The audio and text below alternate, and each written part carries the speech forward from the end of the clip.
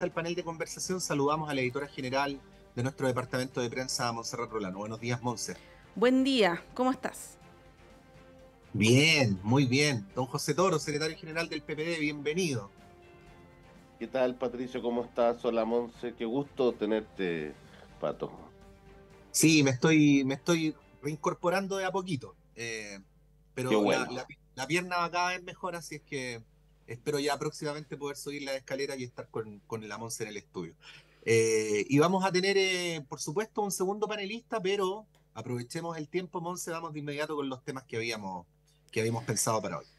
Sí, pues bueno, harto tema para comentar ahora con situaciones que están ocurriendo en desarrollo y justamente respecto de eso quiero partir la conversación, la situación migratoria en el país que está de alguna manera ligada a la crisis de seguridad, pero no quiero hacer esta relación propiamente tal, sino que preguntarles por una declaración que hizo la ministra Toa, que está hablando a esta hora a propósito de la firma del proyecto que crea el Servicio de Acceso a la Justicia.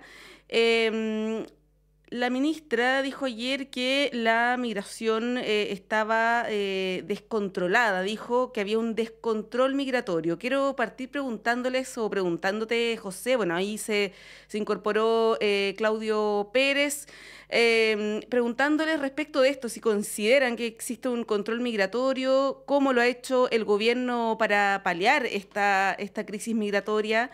Y bueno, y las implicancias que esto tiene, ¿no? Porque efectivamente está por un lado todo el tema de la seguridad pública, pero por otro, que quizás lo que más padece la mayoría de la población cuando hay lugares que están hacinados, el tema del acceso a los servicios, ¿no?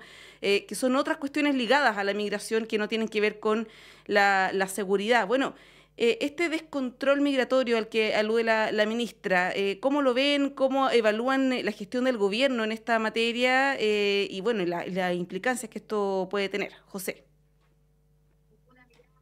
Yo creo que hay un criterio de realidad que impone la ministra Toá cuando da cuenta de una situación que es compleja en el país.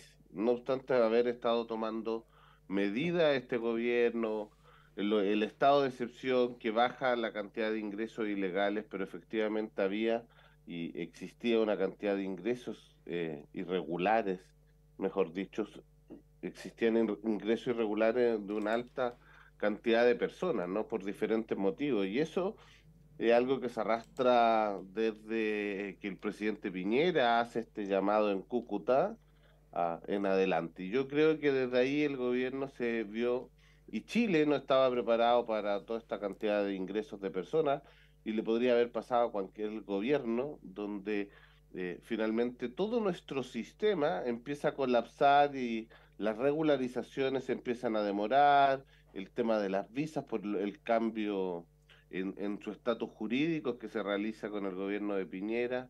Por lo tanto, efectivamente, hubo un minuto en que esto pareciera ser una situación bastante descontrolada. No obstante, hoy día creo que da ciertas decisiones del gobierno, l- el apurar los trámites en el servicio de migraciones ha ido permitiendo por lo menos regularizar, porque el mayor problema de la inmigración irregular es que no sabemos quién entra a Chile, ¿no?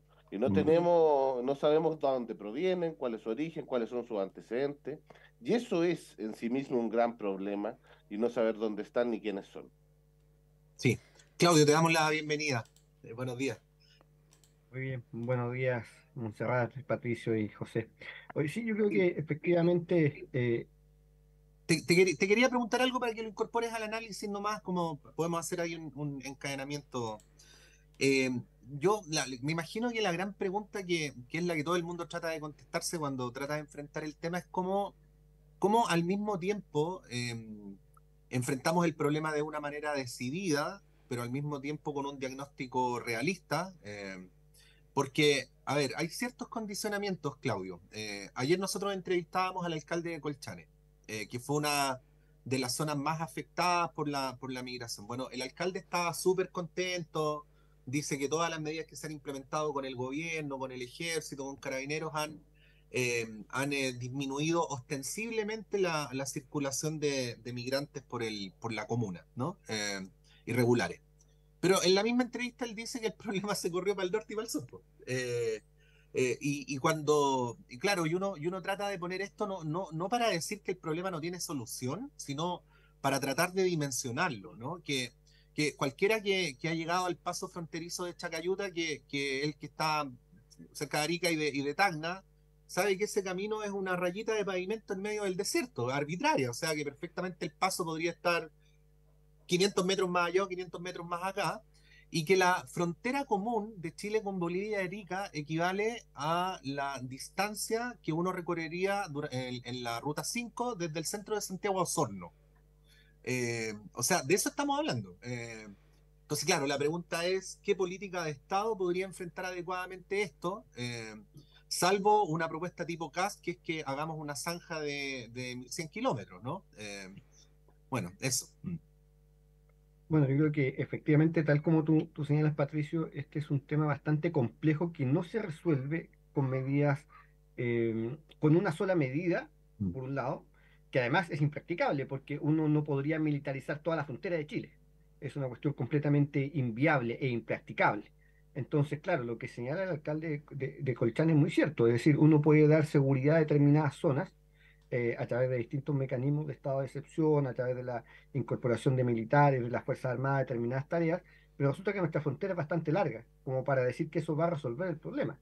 Entonces, efectivamente, es un problema mucho más complejo que resolverlo hoy día solamente con una respuesta de corto plazo. Tampoco la respuesta es la zanja que proponía Kant, que tampoco es completamente, no es que no sea viable, sino que es completamente inhumano, para decirlo en esos términos, establecer una zanja para evitar el ingreso de inmigrantes en ese sentido.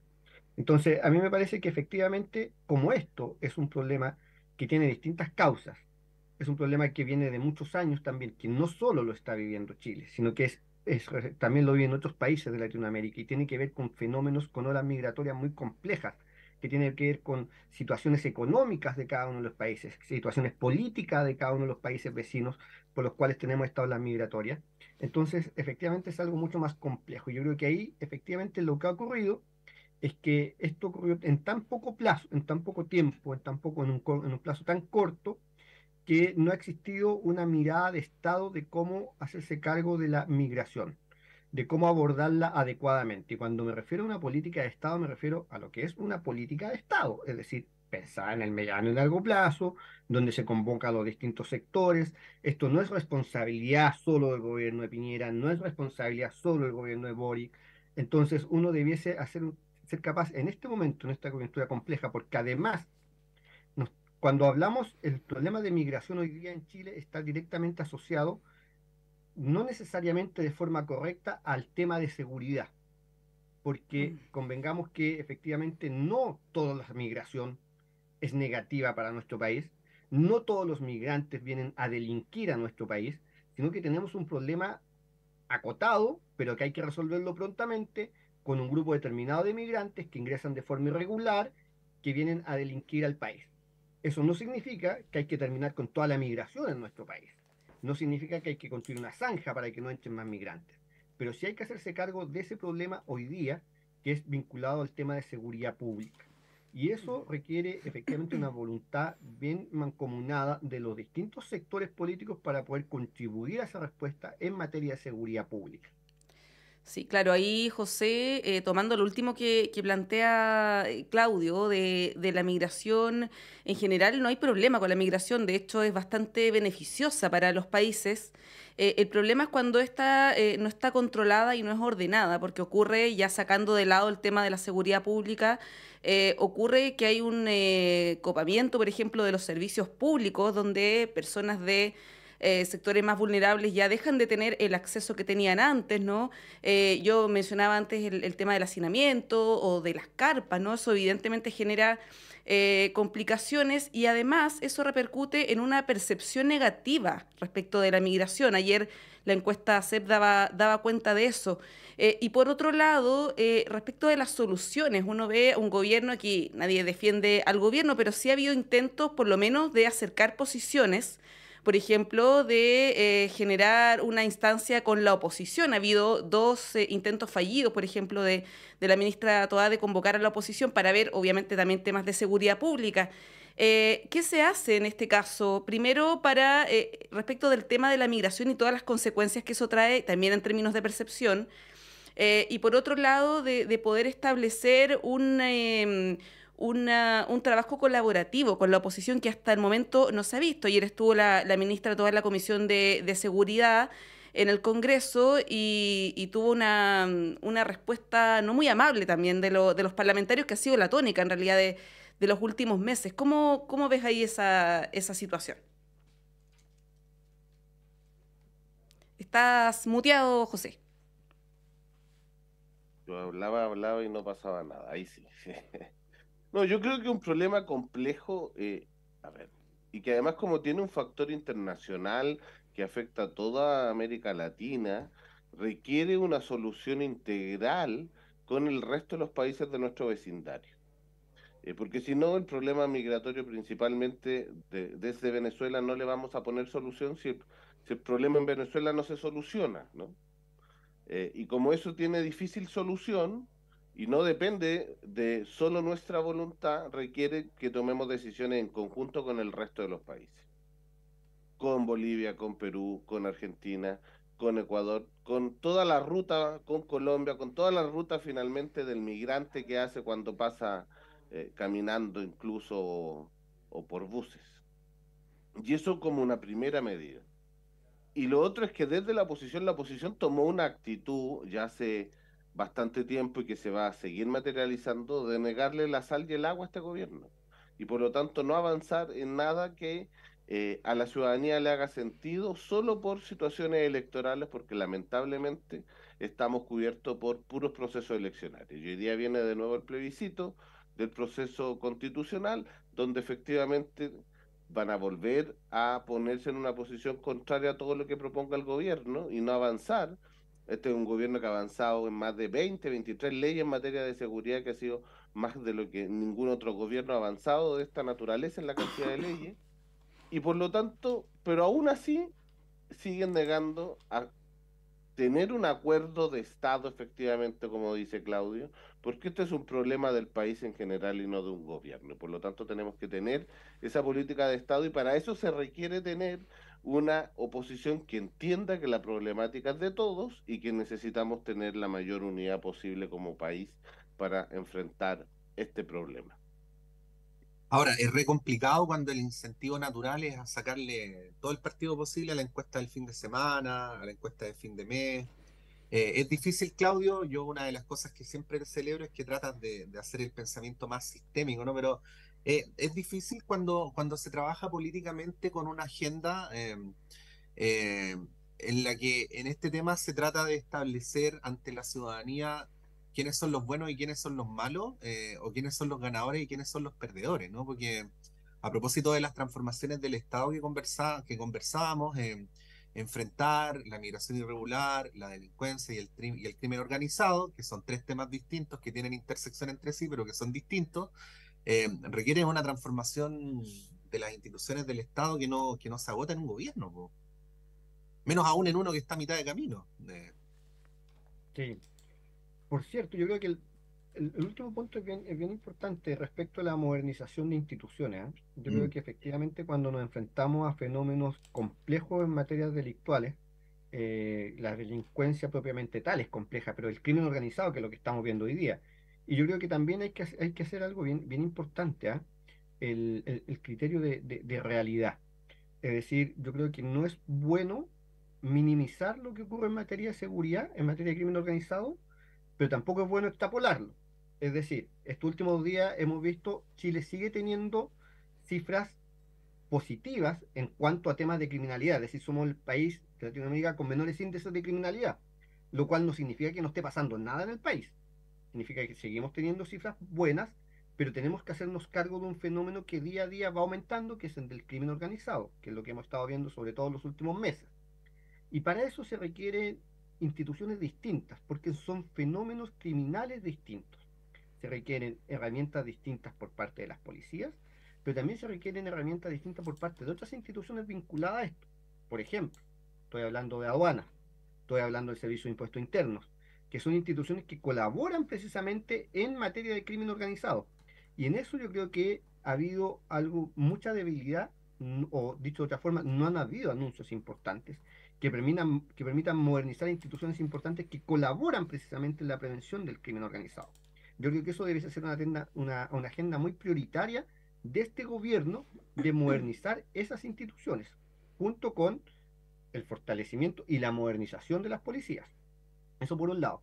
Entonces yo creo que efectivamente, entrando ya al segundo periodo, a la segunda mitad del gobierno, como bien decía José, es bien complejo porque entramos en tierra electoral dura, derechamente. O sea, plebiscito en un mes más, el próximo año estamos con municipales, gobernadores regionales y ya entramos en la carrera presidencial. En Chile, habitualmente la carrera presidencial ya a partir de la segunda mitad se comienza a abrir y se comienza a desatar.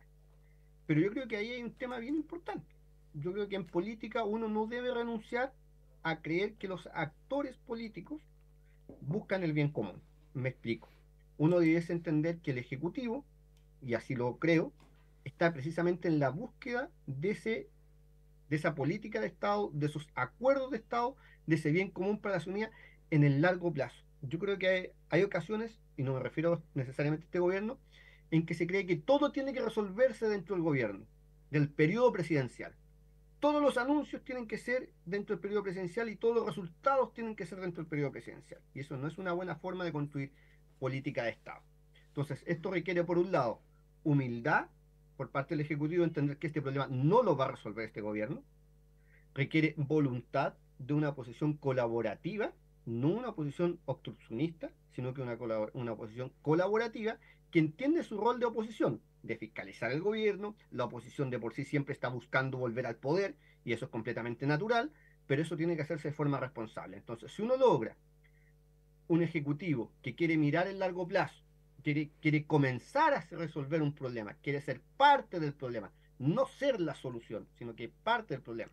Y por otro lado, uno mira una oposición que quiere construir, que quiere colaborar, podemos efectivamente construir una política de Estado en distintos temas que necesitamos hoy día. Ahora, si cada uno se atrinchera y cada uno decide hablarle a su público, si el Ejecutivo decide decir, esto es para mi público, mi electorado, para ver cómo voy en la próxima elección, y la oposición hace exactamente lo mismo, yo creo que entramos en una senda bastante compleja para el país, porque nadie va a estar pensando en el mediano y largo plazo. Sí, los quiero llevar a propósito de lo último que dice Claudio, a analizar de lleno la última encuesta CEP que arrojó datos bien interesantes, ¿ah? Más allá de la aprobación al gobierno que se mantiene, algunas figuras políticas que suben o bajan un poco y eso revela ciertas fotografías del momento, pero sí lo que se mantiene es un desánimo de la población respecto de la política, de la economía. La mayoría de los chilenos, por ejemplo, perciben una situación política peor que la económica.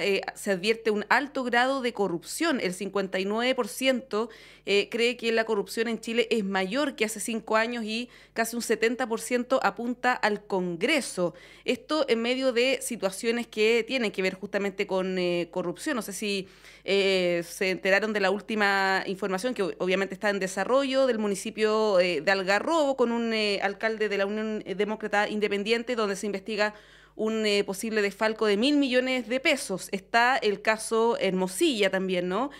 Pero en general, volviendo a la CEP, hay un desánimo respecto de la situación en Chile. ¿Cómo analizan eso o si tienen algún dato que les gustaría destacar, José? Mira, creo que son datos preocupantes en general, ¿no?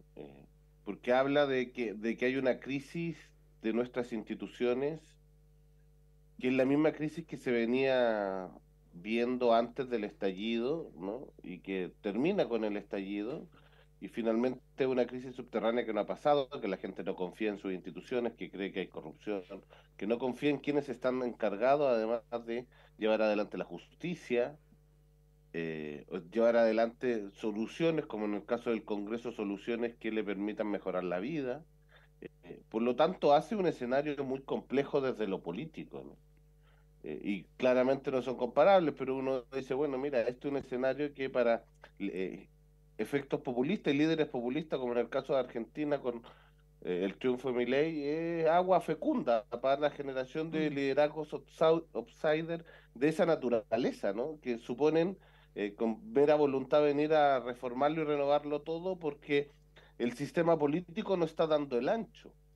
Eh, si uno puede ver, fracasamos en un primer intento y es posible que se fracase en el segundo intento constitucional y por lo tanto también es un fracaso en la clase política de resolver los problemas con más democracia. Y la gente lo viene sintiendo eso, ¿no? Entonces, eh, y si uno va diciendo, bueno, desde el 2019 en adelante la gente siente que además que está peor y que por lo tanto el estallido social tampoco se tradujo en ningún avance real en su calidad de vida, en la mejora de sus condiciones materiales tampoco. Creo que son grandes desafíos que desde la política tenemos que saber leer para poder entregarle soluciones a la ciudadanía y en esto que bien dice Claudio de pensar en el bien común colectivo y no solo en aquella individualidad.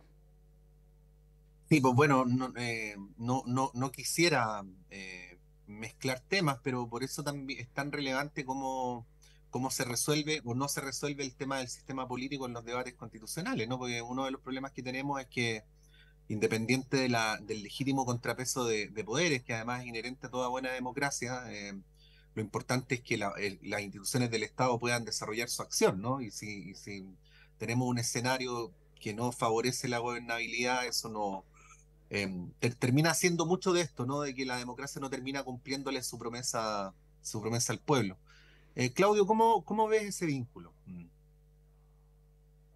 A ver, yo creo que efectivamente es bien complejo porque el malestar de la ciudadanía, más allá de las cifras económicas, es algo que por lo menos el PNUD lo ha trabajado desde hace muchos años y lo había anunciado en bastantes estudios e informes del PNUD desde hace muchos años. Entonces, cuando ocurre el estallido, la verdad es que efectivamente para todos es una sorpresa el estallido, pero probablemente el malestar para muchos no era sorpresa y para quienes lo habían estudiado, lo habían estado trabajando desde hace muchos años.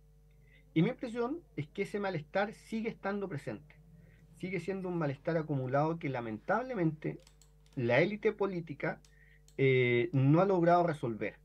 Una eh, salida a la crisis, al estallido social, fue la propuesta constitucional, el debate constitucional. La verdad es que muchos planteamos en su momento y durante bastante tiempo que eso no necesariamente resolvía las causas de este malestar, que eran mucho más profundas y mucho más complejas de resolver y que además no se resuelven a través de un texto constitucional.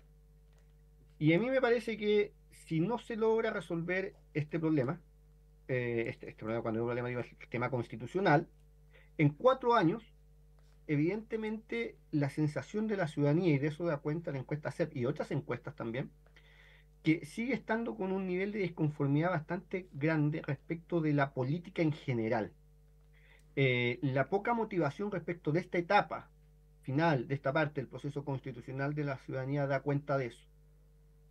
La sensación o la percepción de mayor corrupción que existe, que de hecho, bueno, uno puede decir que también en el último tiempo han habido varios casos que permiten precisamente que esa sensación vaya aumentando por parte de la ciudadanía.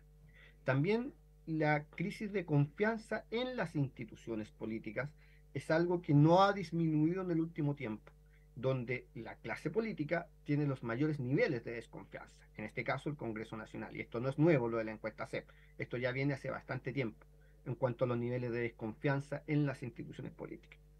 Entonces, de nuevo, no es que quiera volver al mismo punto anterior, pero si uno no trata de construir políticas de Estado y sigue en esta senda en donde probablemente lo del caso Hermosilla eh, no sea solo esto, probablemente se van a ir sabiendo más cosas, o lamentablemente se pueden ir sabiendo más cosas. Eso evidentemente va a ir aumentando el descrédito de instituciones políticas. Además, dicho sea de paso, una de las instituciones, o las dos instituciones involucradas, Servicio de Impuesto Interno y la CMF, son de nuestras instituciones con mejor credibilidad a nivel internacional. Si uno hace un par de años hablaba del Servicio de Impuesto Interno y todo el mundo te lo decía, era un servicio impecable que recaudaba impuestos, que permitía todo muy rápido, y efectivamente está hoy día en el ojo del huracán. La CMF, la Comisión de Mercado Financiero, también. Entonces ya se empiezan a poner en cuestión instituciones que eran bien valoradas por la ciudadanía, y eso me parece que es bastante complejo. Entonces, de nuevo, para cerrar, el tema acá es que efectivamente tienen que existir liderazgos que yo creo que no existen todavía, o en un escenario tan complejo no se atreven a salir, para decirlo en otros términos, para poder efectivamente convocar y construir en el mediano y largo plazo, porque esto solo se resuelve de esa forma, no se resuelve desde las trincheras, no se va a resolver pensando en el resultado electoral del próximo año o de los próximos 2 años, sino que se va a resolver si somos capaces de mirar en mediano y largo plazo. Las demandas de la ciudadanía, cuando ocurre el estallido social, dicen relación con temas que 4 años después no hemos resuelto: salud, pensiones, y seguridad pública, que no estaba en la agenda de la seguridad pública en ese entonces, pero también formaba parte de un nivel de inseguridad. Pero yo diría, si tú miras pensiones, es algo en lo cual no hemos resuelto. En materia de salud no lo hemos resuelto hoy día. En materia de fortalecimiento de la salud pública, me refiero. Y además, agrégale a eso que estamos con un tema complejo en materia de ISAPRES.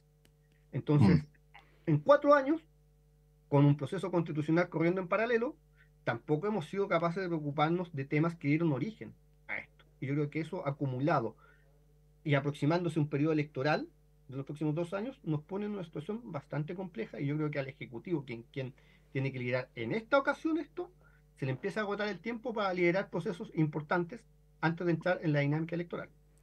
Bueno, además Bueno, que este gobierno le tocó la particularidad que tiene todos los años elecciones, y eso obviamente dificulta una mirada más a largo plazo. Nos tenemos que ir a la pausa. A la vuelta vamos a hablar de Argentina, de las repercusiones en nuestro país, con nuestros panelistas José Toro y Claudio Pérez. Vamos y volvemos.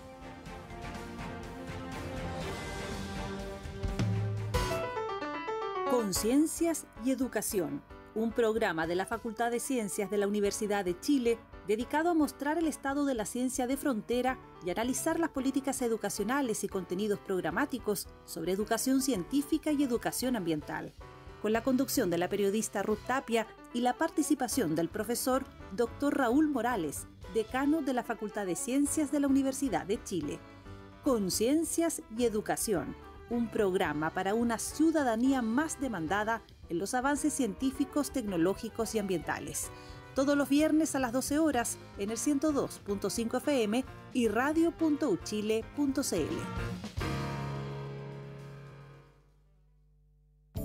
Hola, soy el periodista y locutor Luis Hernán Schwaner y quiero invitarles a compartir cada viernes a través de Radio Universidad de Chile el Último Café. El Último Café, cada viernes a las 22 horas en Radio Universidad de Chile, 102.5 FM y en nuestra señal online en www.radio.uchile.cl. Recuerde, El Último Café, cada viernes a las 22 horas en la radio que piensa. Usted está invitadísimo a compartir con nosotros El Último Café.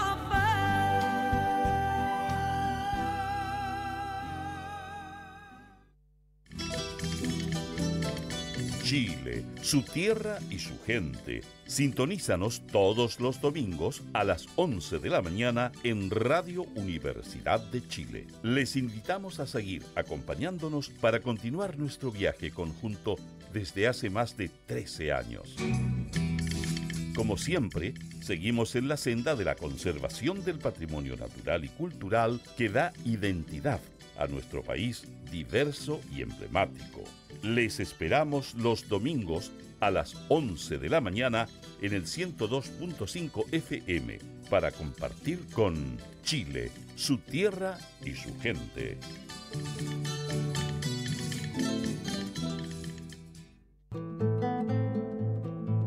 Hola, soy Luis Mesina y les quiero invitar a todos y a todas para que sintonicemos todos los días viernes de 16 a 17 horas en Radio Universidad de Chile el programa Debate Social, donde estaremos discutiendo, debatiendo, conversando con amigos y amigas sobre la realidad nacional, especialmente del mundo social. Así que quedan todos invitados e invitadas a escucharnos.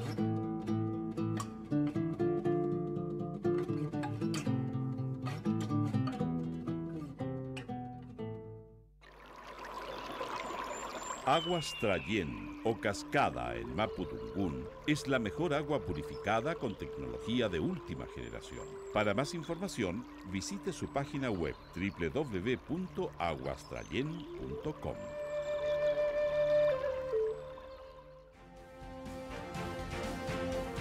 El Departamento de Prensa de Radio Universidad de Chile trabaja para mantenerlo informado. Radio Análisis, una transmisión conjunta de las radios que piensan.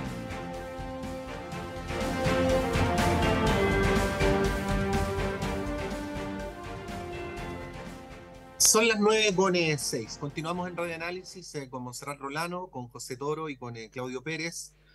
Bueno, antes de cerrar el tema del CEPA, un breve comentario, ¿eh? Cuando uno ve las figuras mejor evaluadas en la encuesta CEP, y aprovecho de preguntarles sobre parece cambio de hegemonía, por lo menos según la CEP, en el sector entre Matei y Kast, aparecen en todo caso solo personas de oposición. Y bueno, y aparece el expresidente Piñera como uno de los mejor evaluados, que fue el presidente peor evaluado de la transición, ¿no? Entonces ahí me aparece inmediatamente la obviedad de que parece ser que en Latinoamérica en los últimos años los dirigentes de oposición son por definición mejor evaluados que los oficialistas, ¿no? Esto es como una cosa que trasciende a los gobiernos. Pero bueno, a propósito, o sea, además de cómo ven el cast en Matei, no sé si tienen algún comentario respecto a esto, a lo de las evaluaciones, mejor evaluados, peor evaluados, en fin. Claudio. Sí, mira, yo creo que efectivamente en el caso de la extrema derecha, en lo que es CAS, le empieza a jugar un poco en contra el proceso constitucional en sí mismo, ¿eh? En el sentido de la poca motivación o el poco interés de la ciudadanía, y además, él evidentemente ha marcado una opción bastante clara respecto del plebiscito del 17 de diciembre, y le empieza a pasar la cuenta en el sentido de la menor figuración pública, y además porque hay un sector importante, no son pocos los nombres, de personas de una centro derecha democrática que se ha manifestado contrario a este texto constitucional. Entonces eso le empieza a pasar la cuenta en el liderazgo, eso, y por otro lado, el liderazgo de Evelyn Matei, que se ha mostrado desde hace un tiempo a esta parte bastante dialogante, con bastante apertura a conversar, a generar acuerdos. Si bien manifestó su postura, inmediatamente se restó de tener un rol activo en la campaña presidencial, lo cual me parece muy hábil desde su parte. Resuelve un problema respecto a la postura, pero no se involucra precisamente en la campaña presidencial. Le juega bastante a favor frente a la ausencia de otros liderazgos. Por un lado, la centro derecha, y frente a la ausencia de otros liderazgos también que puedan ir permeando, si puedan ir apareciendo también en la centro izquierda. Ahora, ojo, si mal no recuerdo, la encuesta en el tercer lugar está Claudio Rego en ese listado también. Así que yo pondría ojo también ahí, que efectivamente no se trata solo de liderazgo de derecha. Sí. Sí, bueno, no sé si, José, tienes algún comentario sobre este tema, pero yo de todas maneras quiero vincularlo con lo que está pasando en Argentina, a propósito de lo último que estamos comentando y de la centro derecha democrática, como dice Claudio. A propósito también de los apoyos que ha prestado a nivel internacional sectores más tradicionales de la derecha política, incluyendo en nuestro país. Vimos al expresidente Piñera, ¿no? Al presidente de la UDI, saludar muy efusivamente a Javier Milei, para qué hablar. Bueno, José Antonio Caz obviamente corre por otro carril.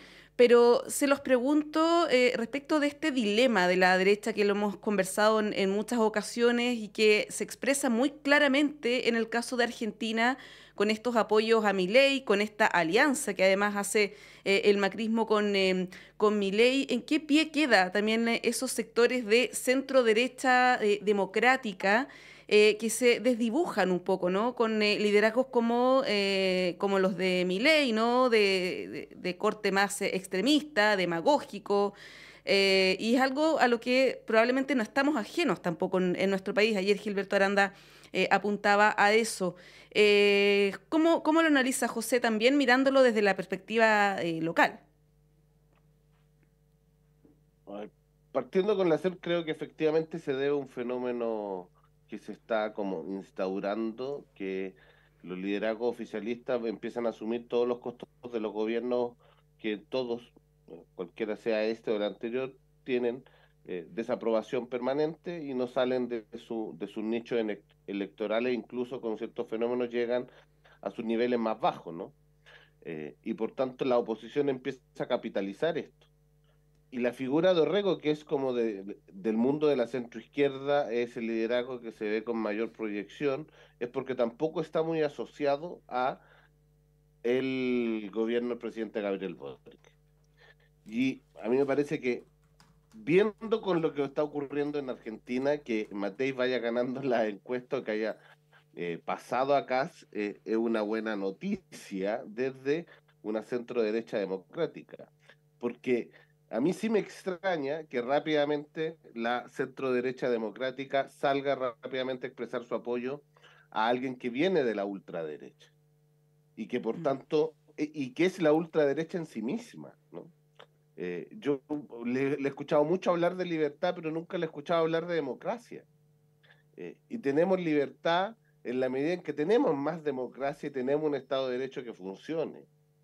Y eso hace que el triunfo del ultraderechista Javier Milei en Argentina genera condiciones complejas para Latinoamérica. Genera condiciones complejas para un país que tenía derechos sociales garantizados, que tenía acceso a educación gratuita, salud, en fin, creo que hay otros problemas que también dan cuenta de por qué gana Milei en Argentina.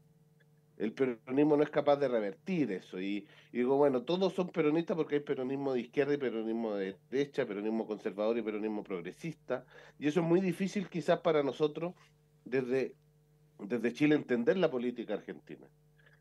Bueno, nosotros estamos acostumbrados a esta lectura de izquierda y de derecha, pero no peronista o antiperonista.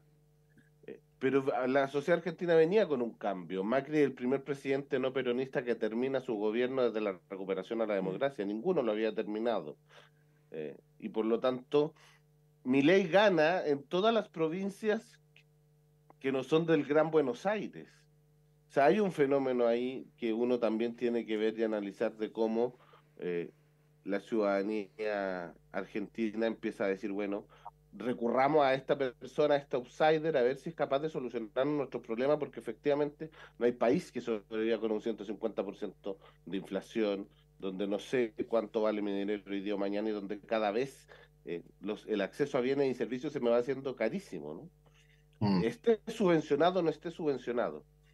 Y me parece lamentable en eso que la centro derecha chilena no haya sido capaz de ponerle un paralelo a el avance de los protofascismos o de el avance de la ultraderecha, como sí ha ocurrido en la centro derecha europea ante este tipo de regresiones, ¿no? Pero habla también de la regresión conservadora en la que estamos y donde aquellas conquistas sociales que parecían obvias resulta ser que no son tan obvias ni están tan ganadas ni aceptadas en la ciudadanía. Sí, Claudio, dos comentarios. El primero, Milei bajó un poco el tono, pero no la radicalidad de sus propuestas. De hecho, ayer en una entrevista frente a la pregunta por los medios públicos, a la televisión pública, la radio pública y la agencia estatal de medios, o sea, de noticias, él dijo algo de validez general, no respecto a estos medios, solamente dijo, todo lo que pueda ser administrado por los privados va a ser traspasado a los privados. Eso fue lo que dijo textual, ¿no? Esto nos habla de la persistencia en la idea del estado mínimo, pero me atrevería a decir que en el caso de Milei es un estado mínimo del mínimo, ¿no? Eso por un lado. Y por el otro lado, su anuncio ya explícito de que se viene un ajuste que en su proyección podría sanear la economía argentina en un lapso de 18 a 24 meses, ¿no? pero ese ajuste va a ser necesariamente brutal, ¿no? Y no es que, y no es que pensemos, tratamos de alejarnos lo más posible de esto, de que los pueblos deciden por ignorancia, porque los pueblos tienen muy buenas razones para decidir cómo deciden, pero a qué negar que había un sector de la población que creía que cuando Milei hablaba de dolarización, su poder adquisitivo iba a aumentar y no disminuir todavía mucho más que lo que es actualmente, ¿no? Bueno, en un país con las características tan peculiares de Argentina, ¿cómo ves la posibilidad de que Milei efectivamente pueda implementar ese ajuste? Los economistas dirán que es muy necesario, la pregunta es cómo se sobrevive en el gobierno 18 o 24 meses con esa política, ¿no? Sí, mira, yo no soy economista, por lo tanto no te podría decir efectivamente cómo se sobrevive a un ajuste de esas características sin conocerlas tampoco en detalle, más allá de los anuncios en general que ha hecho Milei. Pero a mí me parece que la complejidad de la política argentina, tal como señalaba José, nos hace a nosotros mirarlo a lo mejor nos cuesta comprender la magnitud de la dimensión. Yo teniendo bastantes amigos argentinos, uno pudiera decir que efectivamente la situación política de Argentina, la situación económica de Argentina, no de los últimos años, sino que de varios últimos años, en cierta medida explican un resultado como el que tuvo Milei en cuanto al hastío de una política tradicional. Cuando digo tradicional, digo de ambos sectores, en términos de que no habían sido capaces de hacerse cargo de problemas estructurales de Argentina, eh, donde efectivamente es un país que cada día que pasa es un país mucho más pobre. Las personas son cada día más pobres por una mala administración de los gobiernos. Y esto no se trata de uno o del otro, sino que de los gobiernos. Entonces, este cansancio hace que la ciudadanía mire a cualquier candidatura que sea distinto a lo que existió antes, sin necesariamente mirar cuál es el contenido programático de esa candidatura. Porque yo quiero separar, o hacer el intento de separar, que no necesariamente hay una opción del pueblo argentino por un eje programático como el que plantea Milei, sino que es más bien un voto de protesta Sí. respecto a lo anterior en ese sentido. Ahora, Sí, breve nota al pie, Claudio, cuando uno veía las entrevistas y escuchaba las entrevistas a muchos electores argentinos, incluso aquí en la Embajada de Santiago, se repetía mucho de esto, es necesario un cambio, queremos un cambio, ¿no? Pero llegaban hasta ahí, ¿no? O sea, el cambio por el cambio, quiero decir, ¿no? claro, eso es lo que trataba de decir, que efectivamente es la necesidad de un desahogo, para decirlo, de un cambio, de una protesta, frente a lo único que planteaba algo distinto. ¿Qué es lo que es? ¿Para dónde va? ¿Cómo va a terminar? Pareciera ser que no son preguntas que la ciudadanía argentina se hace en este momento de crisis política, económica e institucional. Ahora, eso te lleva a votar por alguien de una extrema derecha con planteamientos como los que ha hecho de cerrar el Banco Central y muchas cosas más que uno pudiera mirar desde acá como cosas bastante complejas. Y yo veo que tiene una situación bastante difícil, porque efectivamente no es un político tradicional, no tiene la estructura partidaria tradicional que es tan importante en la política argentina. Uno le puede gustar o no la dinámica, pero tiene unas dinámicas políticas bien interesantes o complejas, para decirlo en ambos términos, en ambos sentidos. Que uno pudiera decir que pareciera ser que a Milei le puede costar un poco esto. Me parece que esta aventura que hay, ahora yo voy a ser bien sincero, a mí me parece que cualquiera de las dos opciones, lo único que permitían era seguir en una situación de crisis política e institucional argentina. O sea, ninguna era mejor que la otra, a mi juicio, por la situación económica en la que está Argentina y por lo que uno lee y conversa con personas que conocen y que están allá. Entonces, la situación política y económica de Argentina es de un nivel tal de complejidad que yo no soy nadie para decir cuál era la mejor opción, ni si le va a ir mejor o mal. Lo único que le puedo decir es que hay un voto de protesta, de castigo y un grito de desesperación que lleva a escoger un candidato que no sabemos qué es lo que es, o sabemos lo que es, pero es algo bastante poco racional, para decirlo en estos términos, pero es un grito de desesperación del pueblo argentino. Sí, bueno, ahora estos ajustes que anuncia Milei en un lapso de un par de años probablemente van a ser muy resistidos en Argentina, no van a ser populares, ¿no? Em, y esto podría traer una serie de consecuencias, José. Yo ayer leí a algunos analistas, por ejemplo, Axel Callis tuiteaba diciendo que el mayor beneficiado del triunfo de Milei iba a ser Boric, ¿no? A propósito de esta lectura en clave electoral. Esto obviamente pensando que sus 2 años siguientes de gobierno van a ser bien resistidos en general en Argentina o van a fracasar y que en el fondo las ideas con las que salió electo Milei y fue apoyado no solamente por la ultraderecha, sino también por parte de la centro derecha, a propósito de lo que decía antes, van a verse desprestigiadas, ¿no? ¿Cómo ves ese escenario también considerando lo que dice Claudio, lo que preguntaba Patricio, pero en términos de las ideas, ¿no? De Milei que podrían naufragar o podrían fracasar en un corto periodo de tiempo? Yo creo que es apresurado y completamente desproporcionado hacer ese análisis, toda vez que efectivamente, además es riesgoso. No sé cómo le va a ir a Milei, cómo va a ser capaz de generar sus dinámicas. Puede ser que le vaya bien, yo espero por el pueblo argentino que le vaya bien, pero creo que ninguna de sus propuestas es capaz de resolverle los problemas a la sociedad argentina. Pero esa es mi visión de lo que supongo él está generando. Entonces no creo que el presidente Gabriel Boric se beneficie por si le va bien o le va mal. Lo que sí creo es que es un llamado de atención y de preocupación, sobre todo a los partidos oficialistas, de no dar por ganada una elección y de hacer lo mayor posible para sacar adelante la elección del encuentro en el plebiscito constitucional. Creo que el peronismo se confió de que iba a ganar la elección, hizo lo mínimo y Milei lo pasó por arriba completamente en gran parte de las provincias, ¿no? Creo que esa confianza, si usted me dice como del análisis directo de qué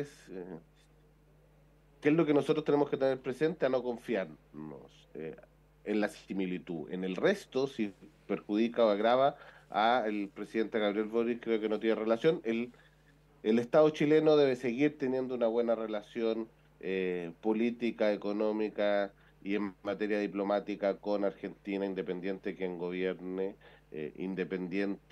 porque efectivamente las políticas aplicadas en cualquiera de nuestros dos lados impactan directamente en nuestros vecinos y rápidamente. Entonces creo que hay que seguir manteniendo muy buenas relaciones políticas y económicas. Si es posible, por supuesto, hay que ir al cambio de mando, más allá de lo que vaya diciendo, ¿ah?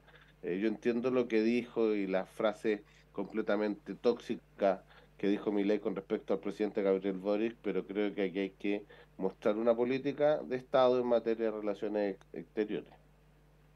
Sí, bueno, parece haber una cierta coincidencia, Claudio, de que hay que en esto mantener la calma y la grandeza, ¿ah? Yo me imagino que también el tiempo irá diciendo, porque si ya en su condición de presidente Milei emite dichos ofensivos contra el presidente de la República, ya no es un problema personal, sino que se transforma en un problema de Estado. Pero bueno, este énfasis de cómo tienen que ser las relaciones entre Chile y Argentina, y que quiero agregar algo más, ni siquiera es una pregunta, es para darte la palabra nomás, Claudio.